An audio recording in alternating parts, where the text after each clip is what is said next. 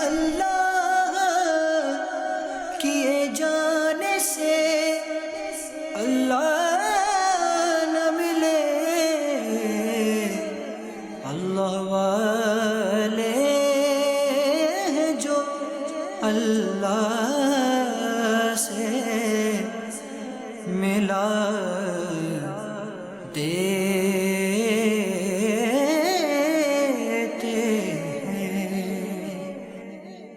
الحمدللہ رب العالمین والصلاة والسلام علی سید المرسلین،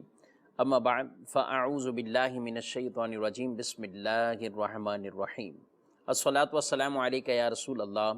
وعلی آلک واصحابک یا حبیب اللہ،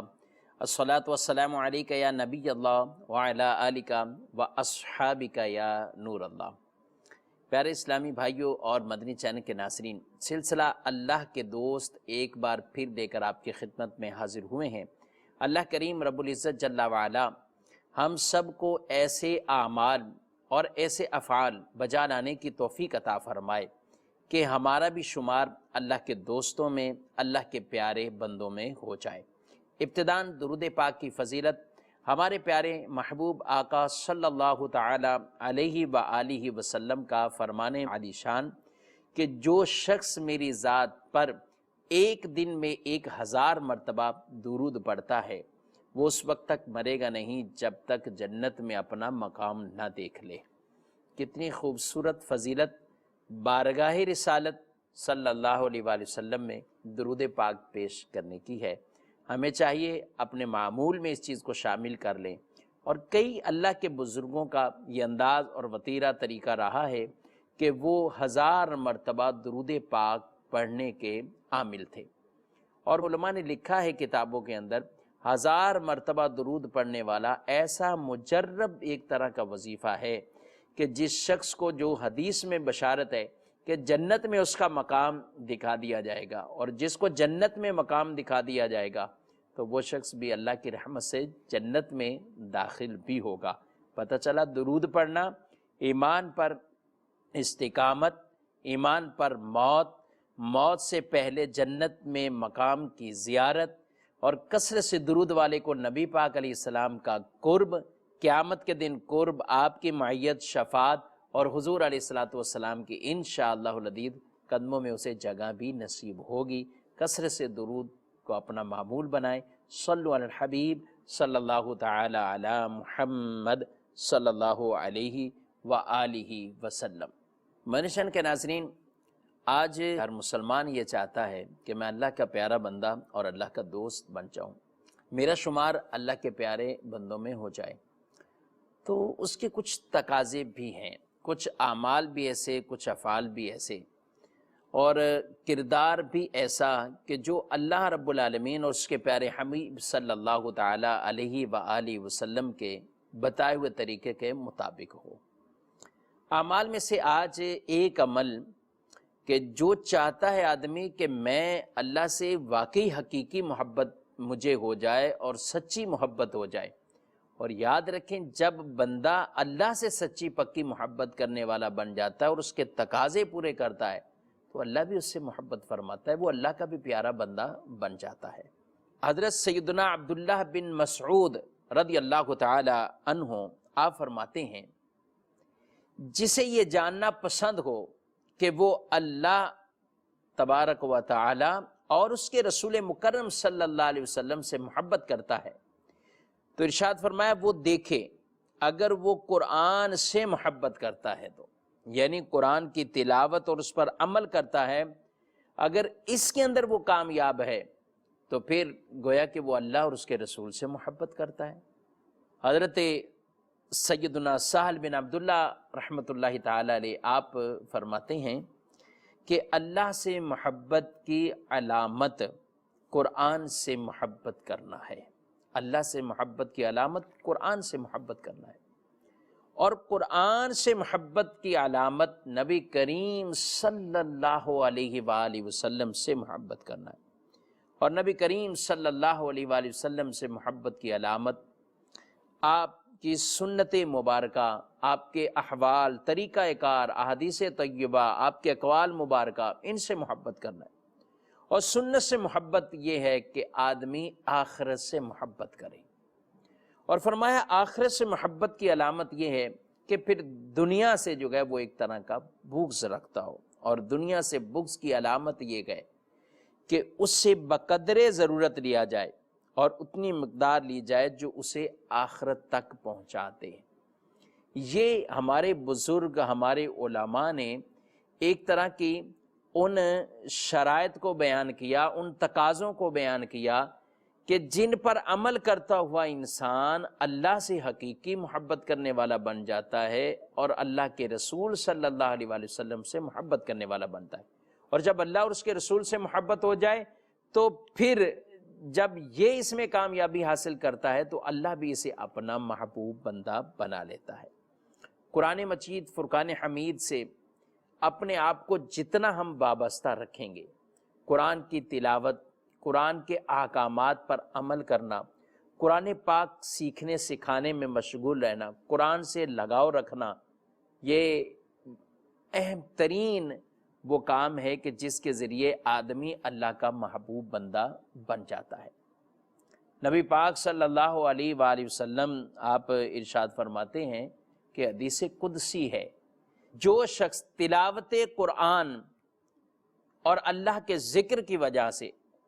اللہ سے سوال کرنے سے رکا رہا، یعنی وہ اتنی دیر اللہ کے قرآن کو پڑھتا رہا، وہ اتنی دیر اللہ کا ذکر کرتا رہا، نبی پاک صلی اللہ علیہ وسلم فرماتے ہیں، اللہ ارشاد فرماتا ہے میں اسے مانگنے والوں سے بہتر عطا فرماؤں گا، اس کی ضروریات کو بن مانگے رب پورا فرما دے گا۔ یہ جس رب کا قرآن پڑھ رہا ہے اور اس قرآن سے اپنے آپ کو ایسا اس نے مضبوط تعلق قائم کر رکھا ہے کہ قرآن کی تلاوت کرتا ہے، قرآن پڑھتا ہے، اللہ اکبر، اللہ اسے بن مانگے عطا فرماتا ہے۔ اور یاد رکھیں مدنی چینل کے ناظرین، قرآن کو بعض ایسے بھی ہوتے ہیں کہ جو مہینوں گزر جاتے ہیں، ہفتوں تو گزرتے ہی ہیں، مہینوں گزر جاتے ہیں، اور بعض ایسے بد نصیب بھی ہوں گے کہ جو سالوں سال گزر جائیں لیکن قرآن کو ہاتھ بھی نہیں لگاتے، قرآن پڑھتے نہیں ہیں۔ معذرت سے آج اخبارات سے، آج دیگر خبروں سے، ٹی وی کے ایسے جو ہے وہ فضولیات والے پروگراموں سے وہ عام طور پر جو ہے وہ انسان اس میں زیادہ مشغول ہے، یہ نہ دیکھے تو اس کی زندگی بے چین سی ہے۔ موبائل فون ہو یا انٹرنیٹ ہو، سوشل میڈیا ہے، اگر کبھی سروس کا پرابلم آ جائے، نیٹ کا پرابلم آ جائے، ایک دو دن ایسے ہوں تو آدمی کہے کہ میں بیزار ہوں، لیکن سوچنا چاہیے مسلمان ہیں، اللہ کے بندے ہیں، قرآن سے اس طرح دور رہتے ہوئے کتنا عرصہ ہم نے گزار دیا؟ کیا اٹھتے ہی بیدار ہوتے ہی قرآن مجید فرقان حمید کی تلاوت نصیب ہوتی ہے؟ یا دن میں کسی ایک وقت کو کوئی متعین کر کے کیا قرآن کی تلاوت نصیب ہوتی ہے یا نہیں ہوتی؟ یہ میں اور آپ سب اپنا محاسبہ کریں، اپنا فیصلہ کریں۔ اور جب قرآن سے تعلق مضبوط ہو جاتا ہے تو پھر اللہ کی رحمتیں اس پر بہت ہوتی ہیں۔ ہم اپنے بزرگوں کی سیرت دیکھیں، بلکہ خود نبی پاک صلی اللہ تعالی علیہ وآلہ وسلم، آپ کی عادت کریمہ، اللہ اکبر، قرآن سے محبت، قرآن سے لگاؤ۔ نبی پاک علیہ الصلوۃ والسلام لوگوں کو جب نماز پڑھاتے، جماعت فرماتے، تو آپ اس میں تلاوت جو ہے وہ جماعت میں چونکہ کئی افراد، جس میں بوڑھے بھی ہیں، جس میں کام والے بھی آتے ہیں، کچھ بیمار بھی آتے ہیں، نبی پاک علیہ السلام نے امت کے اماموں کو بھی یہ ارشادات اور تعلیم فرمائی ہے کہ وہ ان کی رعایت کرتے ہوئے قرآن کی تلاوت جو ہے وہ جماعت میں پڑھیں۔ لیکن جب نبی پاک علیہ السلام تنہائی میں نماز پڑھتے، اپنی نماز پڑھتے، تو پھر قرآن بڑا اس میں آپ طویل طویل جو ہے وہ رکعتیں پڑھا کرتے تھے، یعنی اس میں قرآن کی تلاوت کثرت سے آپ بچا لاتے تھے۔ نبی پاک علیہ الصلوۃ والسلام کو اللہ رب العالمین نے ارشاد فرمایا، یا ایھا المزمل قم اللیل الا قلیلا، اللہ اکبر، اللہ خود اپنے محبوب سے ارشاد فرما رہا ہے کہ آپ رات کو قیام کریں مگر تھوڑا، نصفہ او انقص منہ قلیلا او زد علیہ ورتل القرآن ترتیلا، آدھی رات یا اس سے کچھ زیادہ یہ آپ قیام کریں، لیکن جب قیام ہو تو پھر میرا قرآن جو ہے وہ اللہ فرماتا ہے گویا ٹھہر ٹھہر کر میرا قرآن سناؤ۔ پیارے حبیب علیہ الصلوۃ والسلام کے بارے میں صحابہ اکرام علیہ مردوان نے بیان کیا، نبی پاک علیہ الصلوۃ والسلام جب نماز ادا کرتے، تنہائی میں آپ نماز پڑھتے، تو فرمایا کہ آپ کے دل مبارک، قلب مبارک سے آپ کے ایسی ایک آواز آتی جیسے ہمارے ہاں کوئی ہنڈیا پکانے کے لیے جو ہے وہ آگ پر رکھی ہوئی اور اس میں ایک جوش کی آواز آتی، نبی پاک علیہ السلام کے قلب مبارک سے ایسی آواز پیدا ہوتی۔ اور حضرت حذیفہ رضی اللہ تعالیٰ عنہ بیان کرتے کہ میں نبی پاک علیہ الصلوۃ والسلام کے ساتھ ایک رات تھا، تو حضور علیہ الصلوۃ والسلام نے جو نماز پڑھی تو بڑی طویل نماز پڑھی۔ کیسے؟ فرماتے ہیں نبی پاک علیہ الصلوۃ والسلام نے نماز کو شروع کیا تو آپ نے سورہ بقرہ کی تلاوت کی۔ سورہ بقرہ جو کہ تقریباً 2.5 سپاروں پر جو ہے وہ مشتمل ہے۔ آج اگر کسی کو کہہ دیا جائے نا کہ اپنے گھر میں سورہ بقرہ پڑھو، اپنی دکان میں سورہ بقرہ پڑھو، یا ایک ہفتہ تک سورہ بقرہ کی تلاوت کرے، تو وہ آدمی ادھر ادھر دیکھتا ہے، پھر وہ کسی مدرسے سے جا کر کسی طالب علم سے بات کر لیتا ہے، کسی حافظ قرآن سے بات کرتا ہے کہ وہ آ کے پڑھ لیا کرے، میں 2.5 سپارے کیسے پڑھوں گا روزانہ؟ حالانکہ جس جگہ سورہ بقرہ کی تلاوت ہوتی ہے، شیطان جنات سے اس گھر کی حفاظت ہو جاتی ہے۔ سورہ بقرہ یہ گھروں میں پڑھنی چاہیے، شیطان دور بھاگ جاتا ہے ان گھروں سے۔ تو نبی پاک علیہ السلام نے سورہ بقرہ کو شروع کیا۔ حضرت حذیفہ رضی اللہ تعالیٰ عنہ کہتے گئے آپ پڑھتے گئے اور اس قدر آپ نے تلاوت جو ہے وہ فرمائی کہ سورہ بقرہ کو مکمل آپ نے اس رکعت میں پڑھا۔ یہ سمجھے کہ اب شاید نبی پاک علیہ السلام رکوع فرمائیں گے، لیکن ہمارے پیارے نبی صلی اللہ علیہ وسلم نے رکوع نہیں فرمایا، بلکہ آپ نے اس کے بعد سورہ آل عمران کو شروع کر دیا۔ یہ سورہ آل عمران آپ صلی اللہ علیہ وسلم نے شروع فرمائی اور پڑھتے گئے یہاں تک کہ 3 پارے مکمل، 4تھا سپارہ شروع ہو جاتا ہے، اور 4تھے پارے کے بھی جو ہے وہ 3 ربع یعنی نصف اور نصف سے بھی آگے، پھر جہاں پر سورہ آل عمران کا اختتام ہوتا ہے تو یہ کہہ رہے ہیں کہ اب شاید نبی پاک علیہ السلام رکوع فرمائیں گے، لیکن حضور علیہ الصلوۃ والسلام نے رکوع نہ فرمایا، بلکہ آپ نے سورہ نساء کی تلاوت کو شروع فرما دیا۔ پھر سورہ نساء کی تلاوت ایک ایک رکعت بسا اوقات جو ہے وہ 5 پاروں کی تلاوت پر گئے، یہ انداز بھی،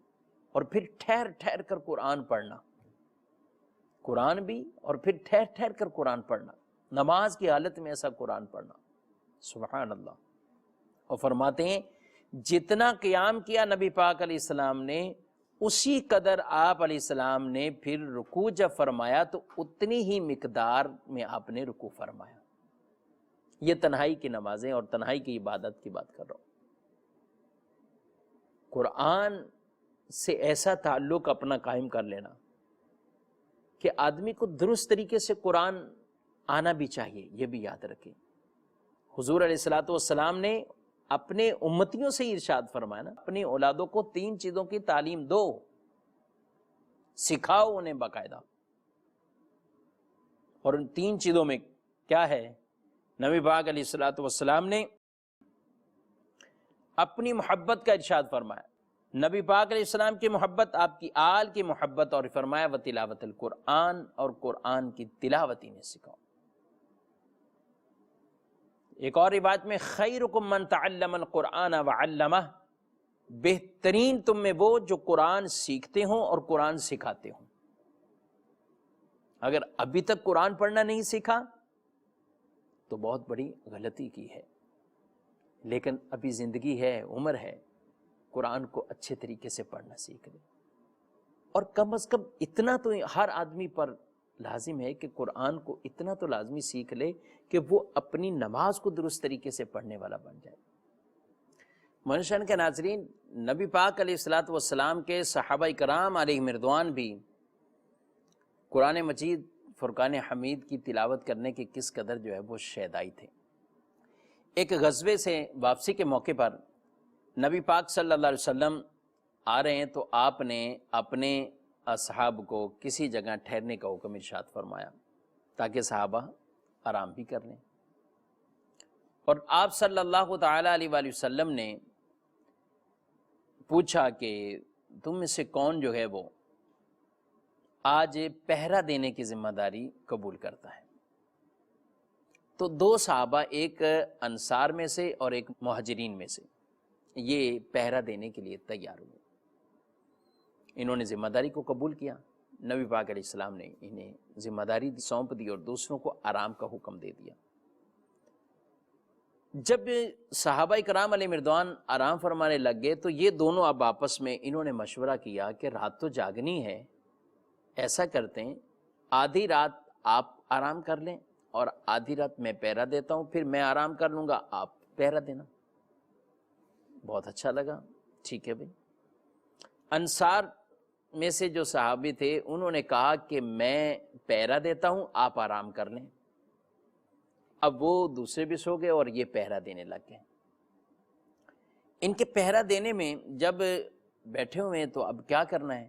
تو کہا پہرا تو دینا ہی ہے، جاگنا ہی ہے، تو میں ساتھ نماز پڑھ لیتا ہوں۔ نماز پڑھتا ہوں، اور اس نماز کے اندر آپ یہ دیکھیے کہ انہوں نے نماز شروع کی اور نماز کے اندر سورہ کہف کی تلاوت کی، آپ نے پڑھنا شروع کی۔ اب یہ نماز میں پڑھتے جا رہے ہیں، اتنے میں دور سے دشمنوں نے ان کو دیکھ لیا کہ کوئی ہے، تو انہوں نے تیر چلا دیا۔ اب یہ تیر آ کر سیدھا ان کے جسم میں پیوست ہو گیا۔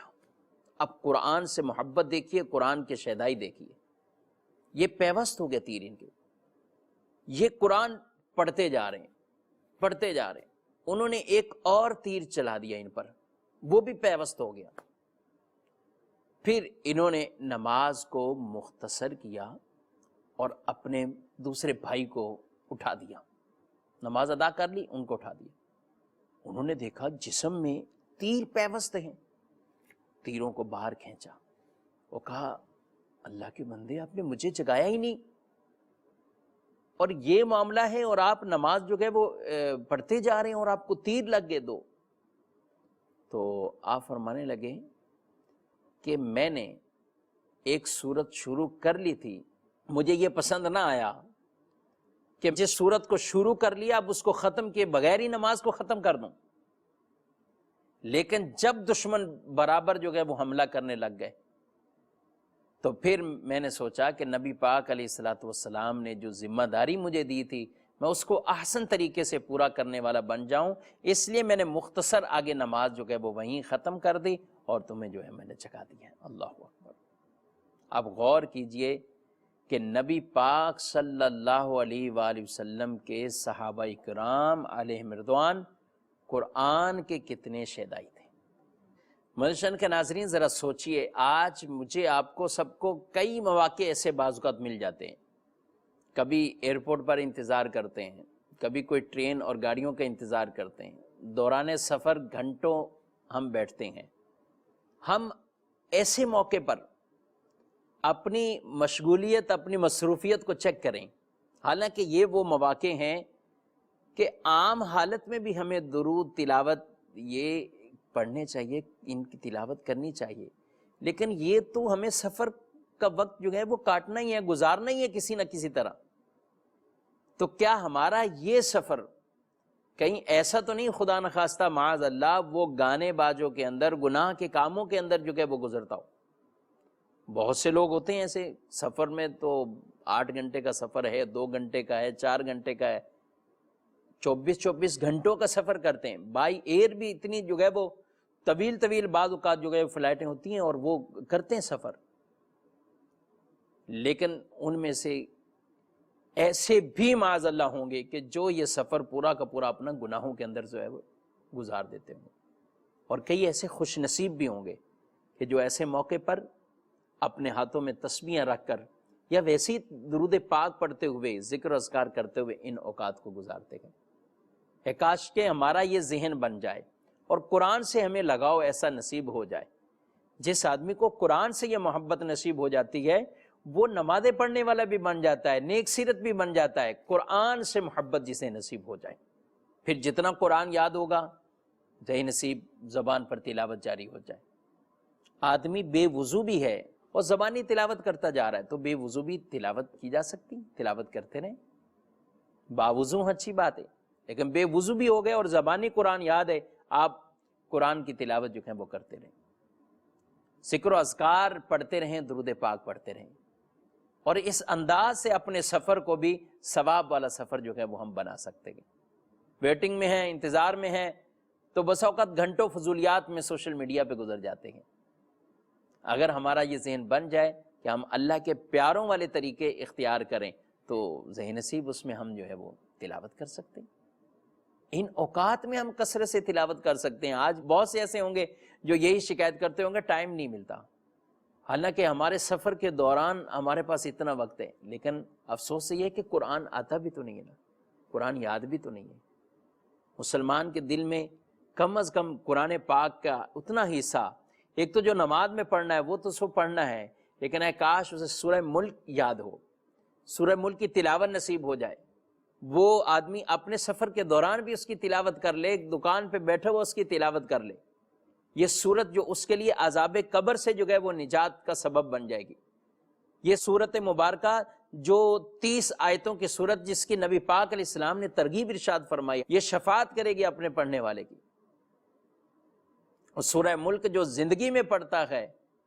یعنی اس طرح جو جس کو پڑھنا مل جاتا ہے، قبر میں بھی اللہ اسے یہ پڑھنے کی توفیق عطا فرما دے گا۔ اور ایسے بزرگ گزرے ہیں، جی ہاں، جنہوں نے زندگیوں میں ایسا تعلق قرآن سے قائم کیا ہے تو قبر میں بھی قرآن کی تلاوت کرتے ہیں۔ دنیا کے اندر یہ رشتہ ایسا قائم ہو جائے، یہ دنیا کے اندر کثرت سے آدمی کو قرآن سے لگاؤ ایسا نصیب ہو جائے، قرآن پڑھنے والا ہو، قرآن سمجھنے والا بھی ہو، قرآن کے احکامات پر عمل کرنے والا بھی ہو، تو پھر یہ اس کی دنیا کو بھی نور اور روشنی میں قرآن جو کہ وہ تبدیل فرما دے گا، اور اس کی آخرت بھی نور بن جائے گی، روشنی بن جائے گی۔ بلکہ روایتوں میں یہاں تک ارشاد فرمایا کہ قبر کے اندر تو آدمی کی کوئی چیز نہیں داخل ہوتی، کچھ نہیں ہوتا۔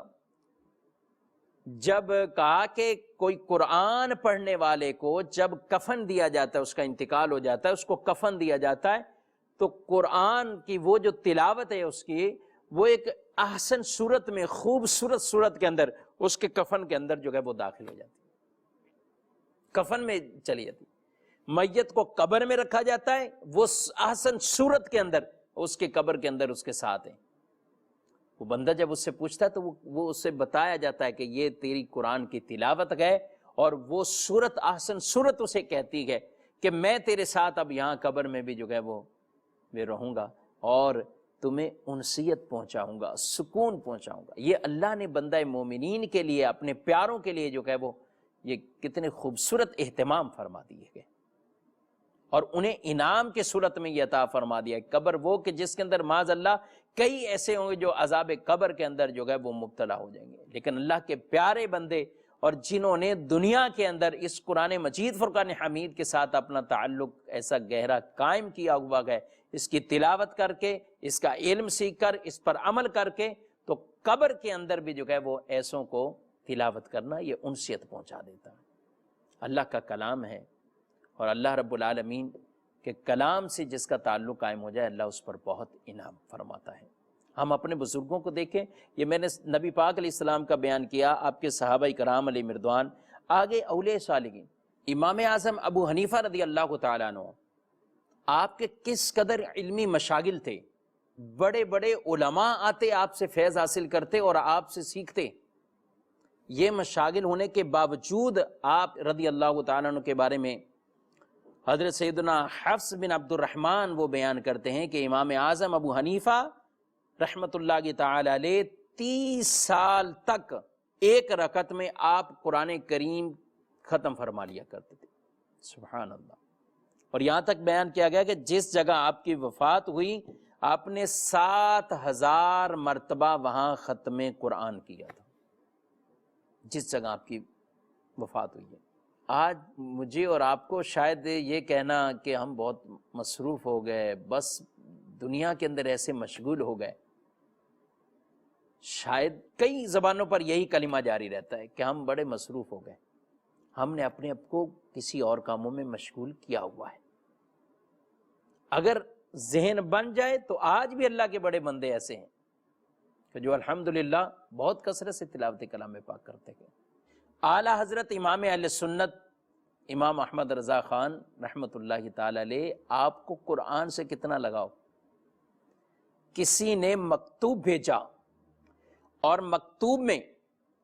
آپ کو دیگر القابات کے ساتھ حافظ بھی لکھ دیا،